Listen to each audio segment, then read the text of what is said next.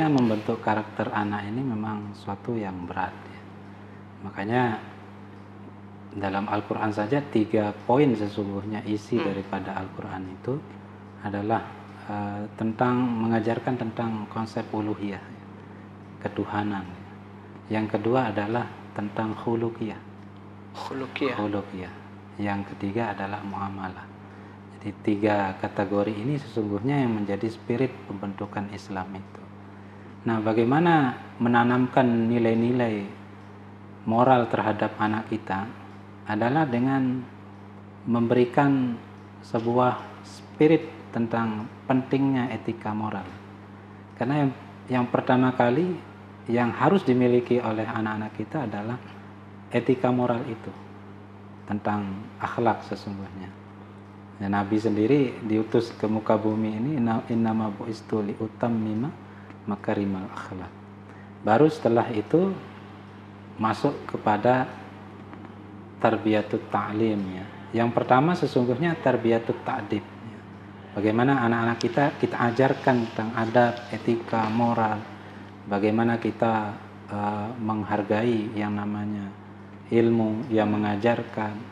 Karena kalau seandainya seorang murid ya, seorang pelajar tidak menghormati gurunya, tentu ada istilah dalam konsep tasawuf itu istilahnya laisa barokah, istilahnya tidak termasuk dalam kategori mendapatkan barokah. Jadi ilmu, orang yang tidak hormat kepada guru. Nah, ini kan siapapun itu.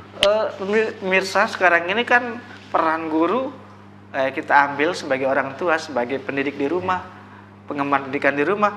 Nah, ini bagaimana rasa tazim ataupun tadi rasa hormat ini kepada guru, walaupun kita jauh, ada sistem daring dan pembelajaran online, tapi kita tetap rindu, kita tetap ta'zim, hormat kepada guru kita. Ini kan perlu juga kita tanamkan perlu kita tanamkan. Jarang lagi ketemu sekarang kan.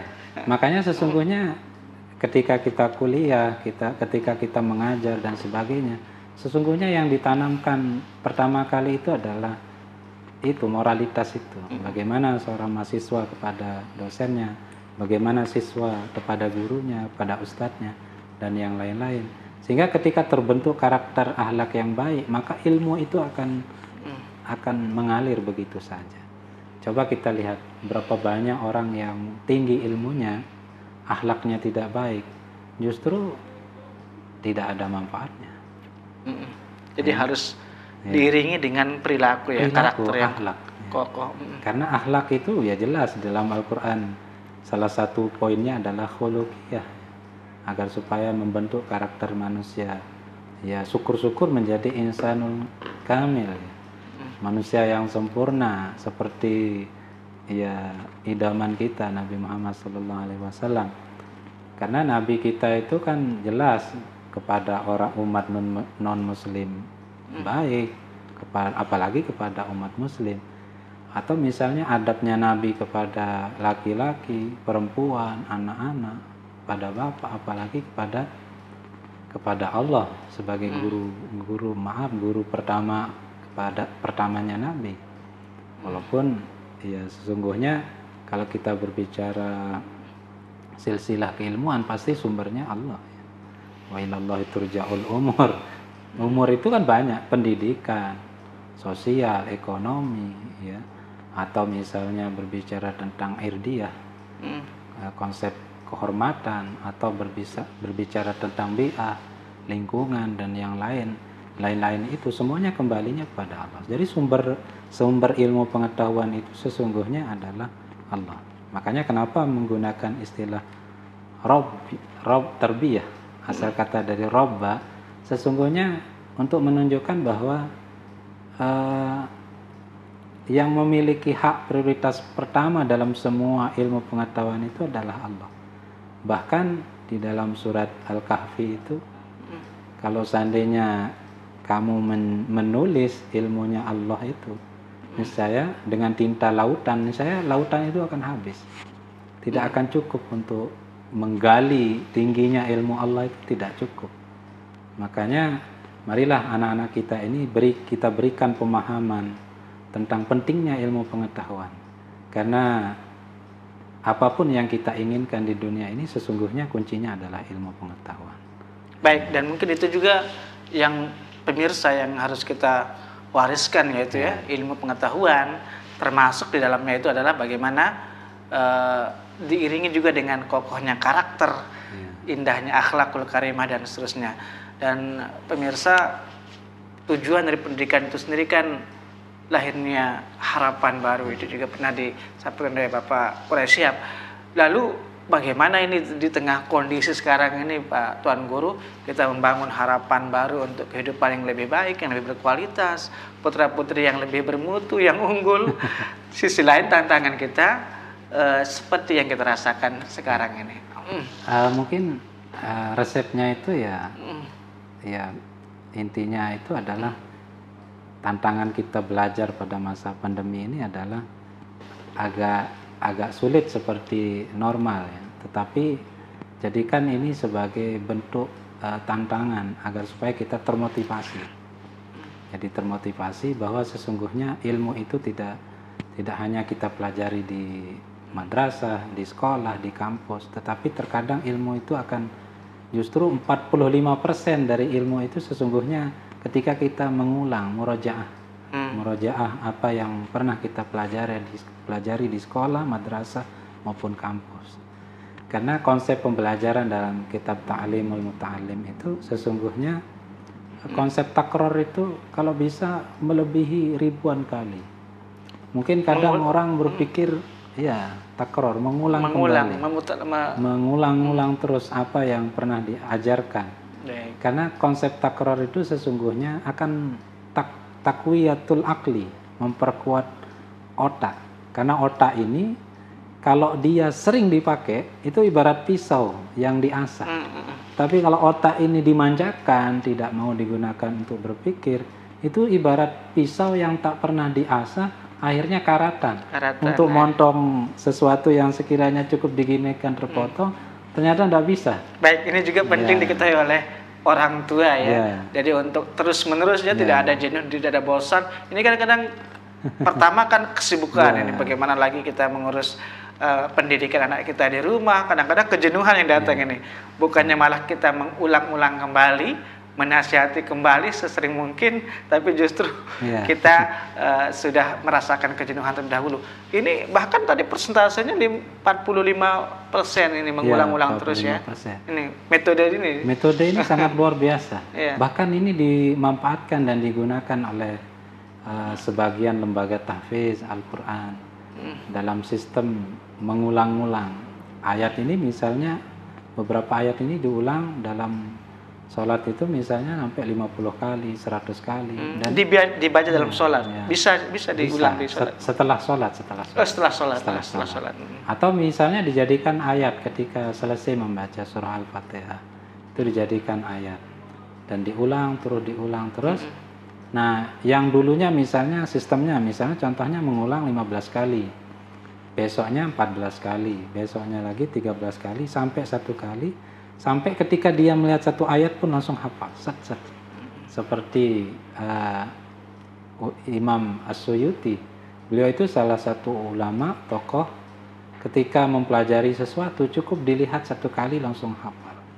Luar biasa. Itu sangat luar biasanya. Kenapa itu ada yang seperti itu? Karena terbiasa otak ini digunakan, sehingga otak ini semakin cerdas. Ibarat laptop itu semakin tinggi anunya. Ada core to do, ada sekarang kapasitasnya semakin tinggi karena sering dipakai, digunakan. Berbeda kalau intelijensi atau akal ini jarang kita gunakan, biasanya melempem. Baru mikir kasih tugas mahasiswa, satu tugas ngeluh. Baik, ini kan juga ini pemirsa sekarang ini kita jarang ini Pak Tuan Guru kan, jarang ya, nggak bisa kita katakan. Untuk sebagian orang tua nggak pernah lah mengambil peran sebagai guru di tengah-tengah putra-putri anak dirinya. Nah sekarang tahu-tahunya sudah harus, ini kan harus kita asah kembali dan terus-menerus ini kemampuan kita melakukan pendidikan di tengah-tengah keluarga kita. Ini satu hikmah tersendiri berarti Tuan Guru ya. Ada hikmahnya buat ibu bapak ya. Jadi selama ini kita sebagai orang tua menyerahkan pendidikan anak kepada orang lain, anggaplah bahasa kasarnya seperti itu. Sekarang orang tua akan menjadi sumber pengetahuan bagi anak-anaknya. Makanya ini adalah tantangan dan menjadi tanggung jawab besar bagi ibu bapak untuk memberikan bimbingan, arahan, ya, pengawasan, atau misalnya membentuk karakter anaknya sehingga menjadi anak yang menjadi kebanggaan ibu bapaknya. Karena yang tahu dan yang lebih tahu tentang harapan anak itu sesungguhnya ibu dan bapak. Mungkin di sekolah anak-anak ini hanya mempelajari tentang teori saja, tetapi sesungguhnya teori itu hanya pendukung pemahaman anak sesungguhnya. Pada esensi karakter anak itu sesungguhnya tergantung pada keluarga ibu bapaknya. Itu. Baik, tadi sebagai contohnya gitu ya. Sebagai contohnya yaitu kembali kepada kita ini, pemirsa yang berstatus sebagai orang tua, kitalah yang menjadi parameter ya keberhasilan anak itu ya. Baik. Dan ini satu hal yang terkait dengan ini, berarti kita ini pemirsa di tengah pandemi ini kan tidak hanya secara nasional ya, bahkan global ya, mendunia. Betul-benar kita harus menjaga tadi kembali diri dan keluarga ya, karena yang bisa melakukan itu hanya kita dan keluarga kita, melakukan pendidikan di rumah seperti itu. Ataukah ada juga cara-cara lain untuk membangun kualitas pendidikan atau pendidikan yang lebih bermutu di samping juga keluarga, Tuan Guru?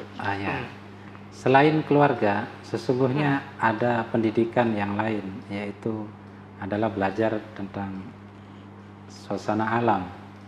Kita belajar dari lingkungan, kita belajar dari masyarakat, kita belajar dari musibah ini. Kita anggap ini adalah ujian sesungguhnya, bukan musibah. Mudah-mudahan bukan musibah, ujian musibah, ya? Sesungguhnya ujian. Jadi kita belajar dari itu, karena guru yang sesungguhnya adalah guru yang berbicara tentang ahwal, kondisi, suasana. Jadi bagaimana kita ketika normal seperti ini kita belajar, bagaimana pada masa pandemi ini kita tingkatkan belajar kita.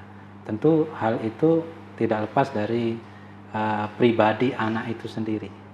Jadi anak sebagai anak sesungguhnya harus punya inisiatif tersendiri, jangan pas diperintah orang tua baru belajar. Jadi seorang anak yang sukses itu adalah dia ketika bisa memanfaatkan waktunya dengan sebaik-baiknya, sehingga dia betul-betul memetik hasilnya itu nanti. Walaupun sesungguhnya yang namanya belajar itu kan lelah. Kita menghafal satu ayat saja itu terasa seperti memikul batu yang berkilo-kilo kan ya, saking beratnya. Tetapi kalau itu terbiasa, cukup kita lihat satu kali, maka langsung kita hafal. Karena sistem pembelajaran sesungguhnya itu kembali kepada pribadi kita sendiri sesungguhnya. Kalau kita sudah terbiasa dengan sistem pendidikan, bahwa pendidikan itu sesungguhnya bukan 100% dari seorang guru atau seorang dosen atau misalnya seorang ustadz atau tuan guru. Sesungguhnya semua ilmu pengetahuan itu kita dapatkan setengahnya itu dari kita belajar. Belajar ya. Belajar secara sadar, sungguh-sungguh, dan tentunya atas spirit dan semangat kita sendiri. Baik, Tuan Guru, tampaknya waktu kita sudah habis, dan pemirsa dimanapun saja berada, pencinta syiar dakwah Islamiyah dimanapun berada, kita mudah-mudahan bisa mengambil hikmah dan manfaat ini atas pencerahan yang disampaikan oleh Bapak narasumber kita, Bapak Tuan Guru Haji Zamrani. Dan pemirsa, keluarga itu seperti sketsa surga kecil di dunia, tempat kita mencurahkan termasuk kasih sayang, pendidikan, bimbingan untuk bisa melahirkan peradaban besar di dunia. Jazakallah sekali lagi Bapak Tuan Guru dan pemirsa yang sudah menyaksikan kita dari awal sampai akhir. Insya Allah kita akan ketemu pada minggu yang akan datang dengan mengangkat tema serta topik yang menarik. Wassalamualaikum warahmatullahi wabarakatuh dan sampai jumpa.